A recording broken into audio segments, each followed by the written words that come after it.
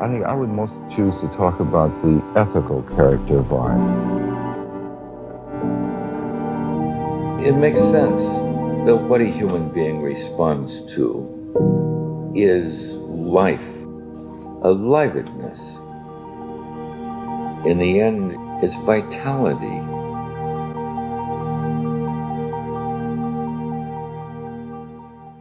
Hi there.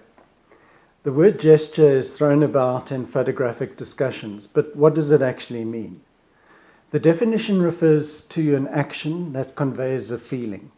But for this discussion, I'm going to extend its meaning to include any visual element or group of elements that sparks an emotional response.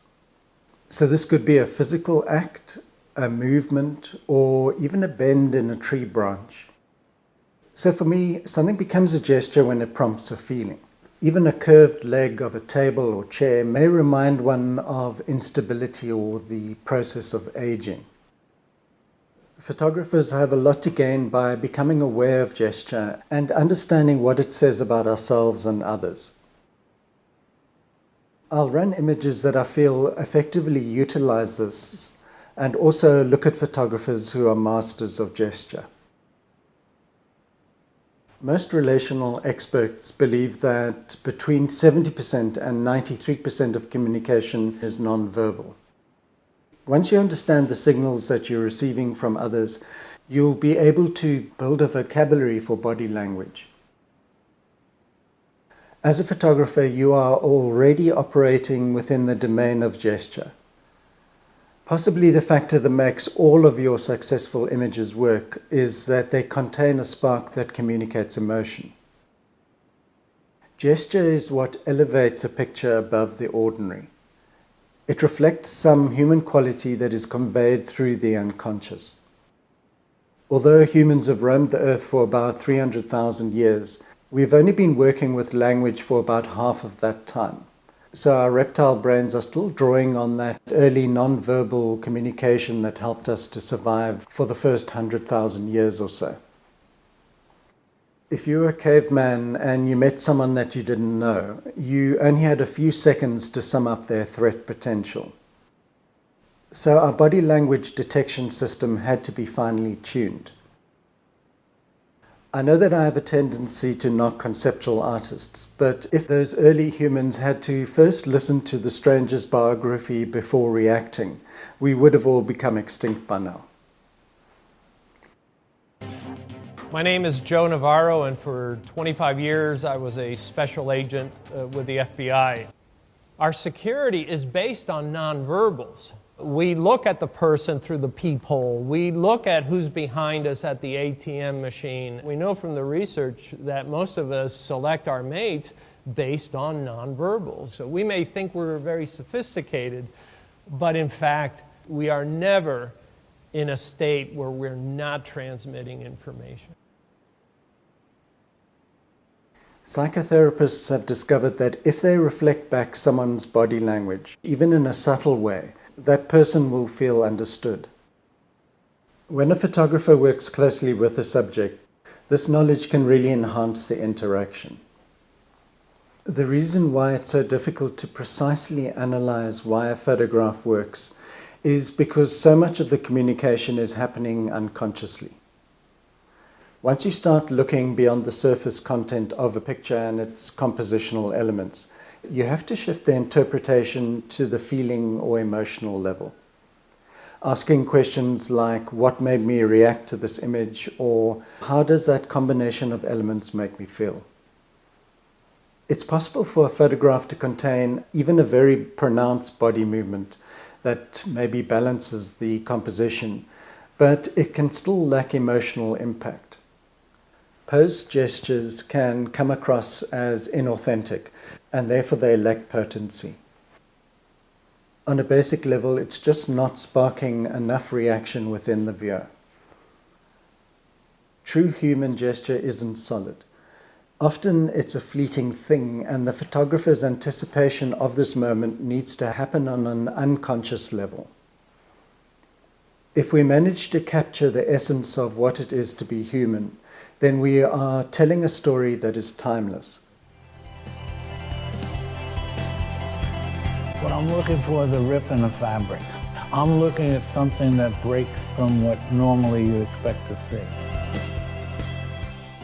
As you're looking at people and building, every one of them has a personality, that there's an essence to them, there's the characteristics that makes them different from another building or another tree. The more open you are when you go out, the easier it is to take pictures, and the better the pictures are going to be. Myths and archetypes have endured through the ages in a similar manner. Hollywood is continually churning out movies that are based on the hero's journey myth. The hero goes on an adventure, is successful in overcoming a major challenge, and then returns transformed. Gesture isn't restricted to the visual arts. A stirring section within a music composition can make us visualize a human striving or overcoming the odds. That's why movie soundtracks are so important. The singer of the band Talking Heads, David Byrne, would perform robotic, manic movements on stage. These would startle audiences because of their unfamiliarity. He was utilizing these gestures as if they were props in order to catch the viewer's attention. As photographers, we're utilizing this exact same mechanism.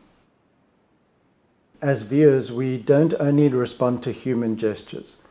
We can have an emotional response to a non-human arrangement of elements. The reason why Michael Kenner returned again and again over a 7-year period to photograph the oak on the banks of the Kashara Lake in Japan was because it spoke to him in a certain way. He said that he had photographed countless trees, but this one had a special character. He was responding to its powerful and graceful shape, which reveals the essence of its nature. Kenner's multiple images of the subject prompts us to recognize parallels within ourselves. We consider and confront the passing of time and our own aging process. In these 4 pictures of rock structures that I took in the Cedarburg Conservancy, one can extract what may be described as gestures of meaning. This image captures a battle between light and dark, good and evil, or perhaps a struggle between our dragons of fear. In this shot, the shadow forms instill a sense of movement, perhaps like a wave breaking. But obviously these rocks haven't shifted at all in thousands of years. In this shot, the variety of shapes and tones and textures creates a tension which sparks a reaction and then a response. The light is interacting with the rock structures, which we recognize as a fleeting magical moment that will rapidly pass. I'm not convinced that the word gesture is fitting for describing visual effects that inspire emotional responses. Perhaps it could be something like trigger, but then again, the meaning of that word has recently been co-opted. Jackson Pollock's big breakthrough as an abstract artist was that his paintings were primarily about gesture. There's no subject and no beginning or end to his drip paintings. The subject is embedded within the gesture of his paint application. Robert Motherwell was another abstract expressionist artist who continually pursued spontaneous mark making. He embraced the surrealistic idea of automatic drawing and wanted to capture the essence of a gesture within the mark. He understood that his materials held a suggestive potential that could be realized by blending the accidental and the intentional in the creative gesture. When he got it right, the viewer can powerfully feel his presence as the artist within the work. I finally grasped the idea of gestural mark making when an informal painter demonstrated how, purely by listening, she could tell the difference between a mark that I made through intent and purpose compared to one that I merely drew. In a similar manner to Motherwell, photographers also gamble with this idea of suggestive possibility. Each time we go out to shoot, we hold our intention, our camera, and the unpredictability of our subject matter. This combination holds the potential for a strong photograph that communicates deeply. The magical element that yields the energy is gesture of some form. A photographer's awareness of gesture develops over time. As one is able to slow down within the act of picture making, one's engagement deepens and subtle variations of gesture become more apparent. Recognizing, understanding, and using these verbal prompts can be a way of developing a photographic superpower. It allows one to instill energy into a frame. A slight tilt of the head or a movement can transform meaning, and it helps us to tell a more compelling story. Thanks for joining me, and I'll see you next time.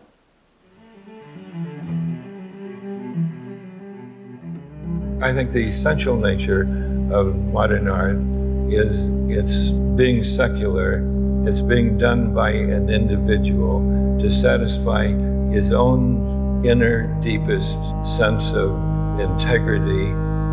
It's the first art that doesn't work on tribal understanding. Marks that speak, the way the intervals between tones and music